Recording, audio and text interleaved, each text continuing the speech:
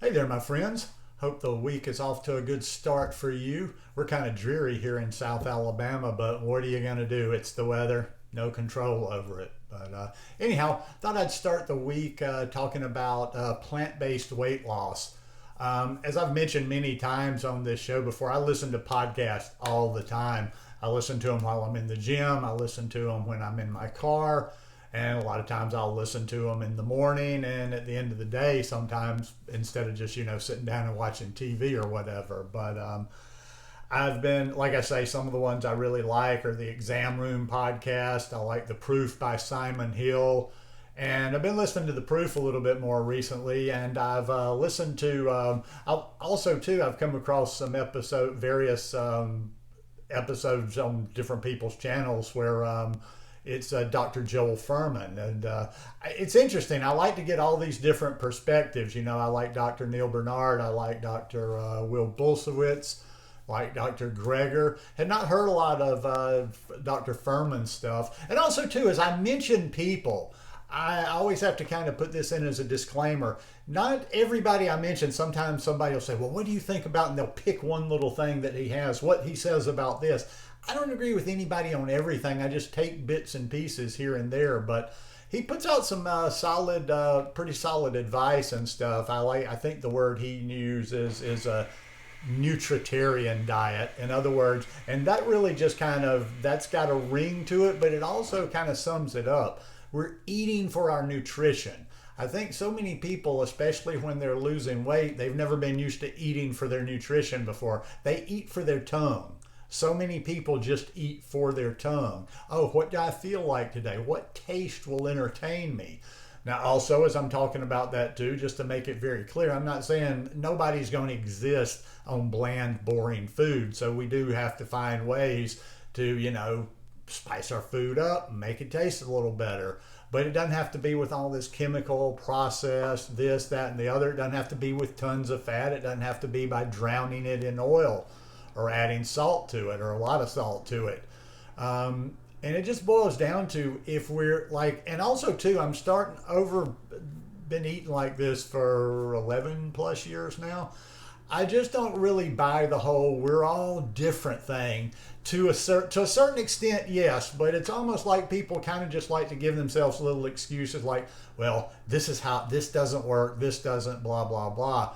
But we are one species. So overall, I think if we are eating the right things, not everybody is built the same. Not everybody has the same kind of body. But what I'm getting at here is if we eat the things that we need to be eating, I think our weight, our body will settle to where it's supposed to be at our body type, depending on our height, depending on our bone structure, and what have you. And you won't even and also too, another reason that people tend to overeat and gain weight and always be hungry is it's more to, feeding your body is more than just putting in a certain amount of calories. Your body craves these nutrients. I think that's why he calls it the nutritarian diet. Our body craves these nutrients that are found in fruits, leafy greens, vegetables, beans. And when we're eating those things, they're very nutrient dense, especially the greens. Anybody that's trying to lose weight, you can fill yourself up with so many different greens. You can make yourself a big salad. You can steam greens. And it's not just the leafy greens, it's all the greens. It's the broccolis and the whatever. But these things don't have a lot of calories in them. So when you're making these big salads and when you're eating large amounts of vegetables, greens, fruits, and whatever, you're not going to necessarily be craving things all the time because you will get adequate calories. You have to make sure you get adequate calories, but also it's not just that your caloric needs are met, but also your body needs that nutrition. Never understood that before because I wasn't like when I say I was a binge eater at times, it was just, I wasn't like a regular thing or something I was fighting against. But before I started eating a plant-based diet, and especially when I was a lot younger, I would just have days where, maybe you ate wrong the first part of the day, and then you just started eating and eating. I mean, I've had days where I've gone to the store and gotten like 7 or 8 pieces of fried chicken. I've eaten a pizza. I've eaten a half gallon of ice cream. I've made a box of macaroni and cheese. This is actually a day that I somehow remember that I was doing this. But I just kept eating and eating and eating and eating because there wasn't any nutrition in any of this food. Tasted good. It entertained me for a short period of time, but there wasn't any nutrition to it. I think that maybe the one thing is when people are trying to lose weight, you might need to be a little bit tighter on the fats than you do when you're not. But I think there's just, like I say, I think generally, like if as an organism, if you start eating like you're supposed to be eating, that your weight will find its point where it is supposed to be. But that's once again, that's where you want to eat things that are very nutrient dense. And that's why, even though I'm not a fanatic, when I say oil free, a lot of times I don't mean 100% free. I will use oil from time to time, but I'm using very calculated small amounts. Like, for instance, from time to time, I'll cook a pot of brown rice. Now, for the consistency of that, I will put 2 teaspoons of oil in a whole pot of rice. I'm just saying that just to let you know that I'm not some fanatic that never does this and that. But when you're using these oils like very heavily, that adds up. I mean, I think a tablespoon of oil is like 110 calories. So keep those fats lower and just eat these big nutritious meals of fruits and vegetables, nuts, seeds, legumes. Get a wide variety. You're not going to do it. Look, if you're one of those people that just eats a few things, good luck with that, but I just don't see how you sustain that for a long period of time. I know for myself, sometimes I can eat something, I can get filled up and not even have enough calories. And so it's in my head, it's like what I just ate here that's not very calorically dense. Now I know, like, later I need to eat some more because I didn't get enough calories. But the point being is those low caloric foods do tend to fill you up. They take up room in your stomach. And also too, and this is why I'm always recommending listening to some of these people on the podcast. I can't get deep into the science, but it's also how the food is released into your body. Certain things are, fill you up for a longer period of time, take a little bit longer to digest.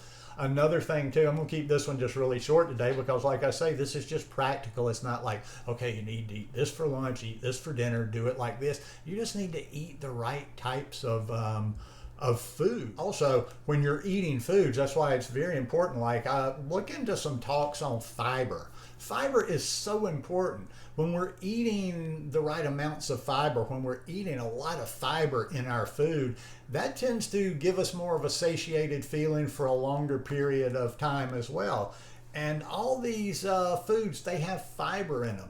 Now, I know some of you people out there don't eat the grains and the things like that, but you can still find foods that have a lot of fiber in them. Beans have plenty of fiber in them.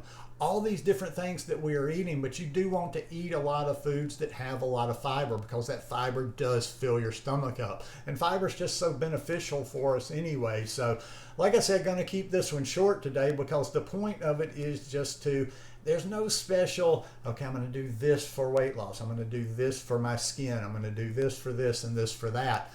It's about just finding a way to eat.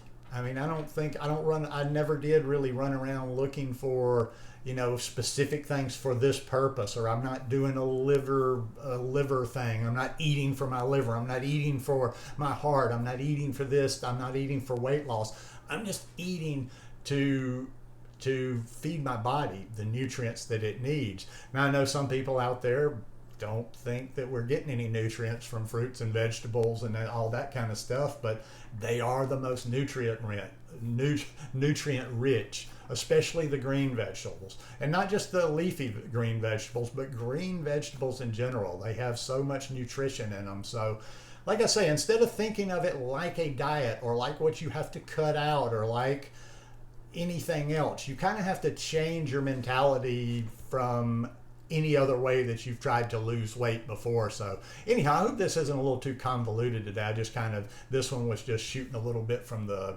cuff, but so many people struggle with weight loss because I just think they're not, doing it in the right method. So just eat, and think, like I say, more about each meal. Every time you're going to prepare some food, first think about the nutrients you need. What did you have for breakfast? What did you have yesterday? In other words, like, okay, what do I need now based on what I had before, or based on what I need to get throughout the day? And put that taste, put your tongue secondary.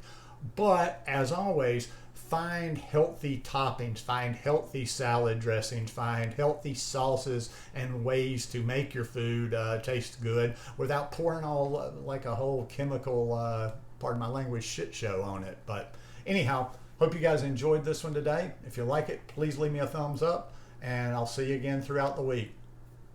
Peace.